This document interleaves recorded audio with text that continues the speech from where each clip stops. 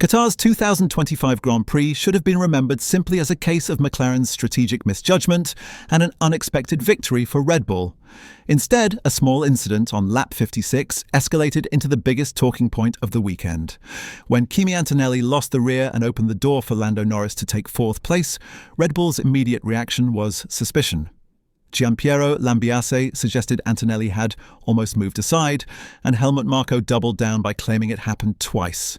The allegations spread quickly, helped by an extremely tight title fight where every single point matters. Mercedes responded firmly, providing a technical explanation that was consistent with the footage. They argued that Antonelli was pushing for a podium and had no incentive to assist McLaren. But the forcefulness of the reactions on both sides raised a broader question. Were Red Bull simply reacting to a moment they saw without context, or were they trying to shape a narrative that could place pressure on Mercedes ahead of Abu Dhabi? At the same time, many viewers questioned whether Antonelli's mistake was merely the result of dirty air and tyres already at the limit. With all of this in mind, the central question becomes straightforward. Was this just a normal error blown out of proportion, or is there more to the dynamic behind the scenes? If you want the full breakdown and the deeper analysis all the way to the final lap, feel free to subscribe so you don't miss the rest of the discussion.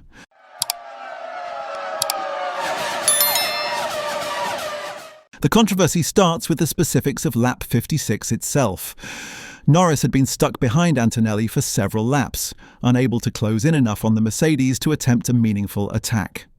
The McLaren's pace advantage from earlier stints had faded as its tyres neared the end of their life. Mercedes, meanwhile, had positioned Antonelli on an aggressive run towards Carlos Sainz.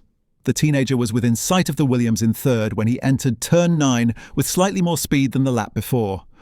Dirty air from Sainz's car reduced front-end stability, and the Mercedes snapped. The loss of rear grip sent Antonelli wide, compromising his line into turn 10 and allowing Norris through. The onboard footage showed exactly that. An abrupt, genuine moment of oversteer rather than the controlled, predictable lift you might expect from a driver intentionally conceding position. But Red Bull's live interpretation was very different. Lambiase radioed Verstappen immediately. Not sure what happened to Antonelli. Looks like he just pulled over and let Norris through. The comment was instinctive and emotional, delivered without access to the full replay. Yet its broadcast on the world feed gave it far more weight than a standard mid-race comment. It registered instantly with viewers, and within minutes had seeded a narrative of suspicion. Helmut Marko went even further after the race, telling Sky in Germany, he let him pass. It was too flashy. Marko's suggestion that it happened twice referenced earlier moments where Antonelli's defence against Piastri appeared cautious. From Red Bull's perspective, these elements added up to something coordinated. Mercedes were quick to dismantle this view. Toto Wolff, speaking with thinly disguised irritation, called the claims total, utter nonsense, adding, "How brainless can you be to even say something like this?" He repeated that Mercedes were fighting for second in the Constructors' Championship, with Antonelli himself chasing a possible podium. Wolff's argument was rooted in pure logic. There was no scenario in which helping McLaren made strategic sense. Doing so would risk crucial points, reward a rival team, and undermine their own rookie's momentum. Wolff also revealed that Lambiase apologised after the race. GP said he didn't see the situation and that he was emotional in that moment. That admission diffused the tension between the team's engineering departments, but did little to slow the narrative already spreading online. Antonelli's account aligned closely with the data. He described the incident as a massive moment, saying, "I went in a bit quicker than the lap before. With dirty air, the car is more unpredictable because you have less downforce and the tyres overheat more." He added that he almost crashed and had no intention of giving up the position. The important detail in his explanation was how small the variation was.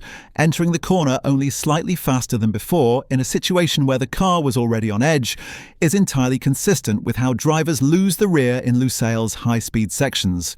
That mirrors the visual evidence rather than contradicts it. The real flashpoint of the entire situation is that it didn't occur in a vacuum. It happened on a weekend defined by McLaren's strategic error under the early safety car.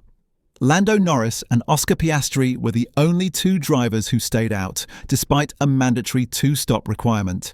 Every other team pitted. McLaren's hesitation cost them track position and forced them into recovery drives. Andrea admitted after the race, it wasn't the correct decision. Oscar should have won, Lando should have been on the podium. That context matters because it heightened Red Bull's sensitivity to anything that looked like external interference. Had Norris finished 5th instead of 4th, his lead over Verstappen would have been 10 points rather than 12. In a championship this tight, those 2 points carry heavy weight. Verstappen even noted, "On pace, they are faster, but today showed anything is possible." He understood that Qatar gave him a lifeline, but the gap remained difficult. It's also worth examining how the narrative expanded through the media rather than shrinking. Sky's Simon Lazenby framed Lambiase's comment as a conspiracy theory, emphasizing the Mercedes-McLaren engine connection. That framing helped push the story into a wider debate about whether suppliers might influence results indirectly. Meanwhile, outlets like Planet F1, Crash, Motorsport and Racing News 365 repeated the quotes from both sides, creating a feedback loop where the perception of controversy became part of the controversy itself. Even with Wolff's forceful rebuttal and Lambiase's apology, the early claims continued circulating. It shows how quickly a single radio message can redefine the tone of a Grand Prix. Looking deeper at the strategic backdrop, McLaren's blunder explains Red Bull's sensitivity. Oscar Piastri had dominated the weekend until the Grand Prix itself, leading every session and winning the sprint. Without the safety car call, he likely would have controlled the race. Red Bull's victory, therefore, was partly a gift from McLaren. When Norris then gained 2 extra points because of Antonelli's error, it created an emotional response from a Red Bull camp still aware of how close the margins were. When the same people then saw a Mercedes-engined car losing a place to tighten the title race, confirmation bias crept in. That doesn't mean there was substance to the claim, but it does explain why it spread so quickly. Mercedes, for their part, did not hide their own frustration with the result.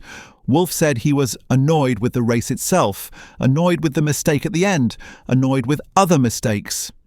He acknowledged that Anthony's off-track moment was costly, but, crucially, he kept the explanation grounded in racing reality rather than speculation. George Russell's pace in clean air also reinforced that Mercedes had the underlying speed to fight near the front, making any suggestion of manipulation even less credible. Russell had dropped positions at the start, got stuck in traffic, and suffered from the dirty air that has defined the final generation of these cars. Mercedes believed they had a fast enough package to take more, not to play political games. The final layer is the championship table itself. Norris now leads with 408 points, Verstappen follows with 396, and Piastri remains in contention on 392. Norris simply needs a podium in Abu Dhabi to secure his first title. Verstappen, meanwhile, must win and hope Norris finishes outside the top 3. The point swing from the Antonelli incident directly influences that equation. That's why Red Bull reacted instantly and emotionally. It explains Marko's insistence that it was so obvious, even when the telemetry contradicted him. This dispute is not really about whether Antonelli made a mistake. The footage is clear, the driver is clear, the data is clear, the teams involved have addressed it. The real issue is how narrow margins have become at the front of Formula One. When a championship is separated by 2, 3, or 5 points, every lost position becomes a potential scandal. And when the final race looms, teams use every psychological tool available, press conferences, radio messages, media interactions, to influence the environment around their rivals. Even if unintentionally, the reactions from Red Bull show how much pressure exists inside that garage. And Mercedes' sharp rebuttal shows they feel the heat as well. What remains for Abu Dhabi, then, is a race shaped by the consequences of a single moment that, on most weekends, would have passed with little discussion.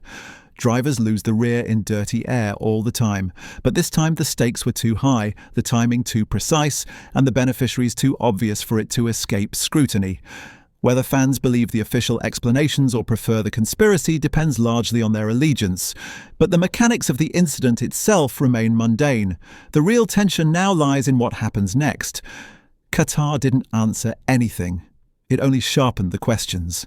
And that leaves one final thought. If 2 points can generate this level of chaos, what kind of storm will break loose if the championship is decided by less than that?